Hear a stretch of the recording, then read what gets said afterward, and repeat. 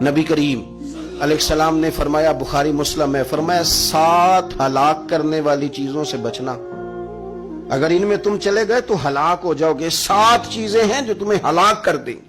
یا رسول اللہ صلی اللہ علیہ وسلم وہ کون کون سی؟ تو حضور نے فرمایا اللہ کے ساتھ شریک نہ کرنا، ہلاک ہو جاؤ گے۔ دوسرا نبی پاک صلی اللہ علیہ وسلم نے فرمایا جادو نہ کرنا، ہلاک ہو جاؤ گے، ہلاک۔ اور یار جسے حضور فرما رہے ہیں ہلاک ہو جائے وہ بچے گا؟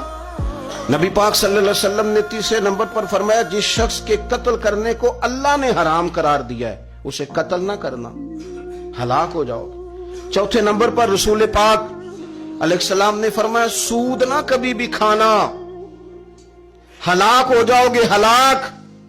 بڑی بڑی دلیلیں دی بینک والوں نے، بڑا سمجھایا تو حاجی صاحب مان گئے، محترم مان گئے، کہنے لگے نہیں جی نہیں وہ کاروبار میں لگاتے ہیں۔ بڑے بھولے والے ہیں ہم، پتہ سارا ہے۔ اور دیکھو سب کاموں کے باوجود مستقل بینکوں میں پیسے اس اکاؤنٹ میں رکھے ہوئے ہیں جہاں سے مستقل سود آتا ہے۔ حضور نے فرمایا نہ کرنا یہ کام۔ تو کہتے میں سود پہ پیسے لے کے کاروبار چمکاؤں گا، تیرے نبی پاک نے تو فرمایا تو ہلاک ہو جائے گا۔ تو کہتا میں میل لگاؤں گا، حضور نے تو فرمایا ہلاکت ہے۔ تو کہتا میں بڑا کچھ کر جاؤں گا تو ہلاکت ہے۔ اچھی طرح سمجھ لیں، اصل مال بھی ضائع ہو جاتا ہے اس بندے کا جو سود کا مال ملا لیتا ہے، اصل برکت بھی اڑ جاتی۔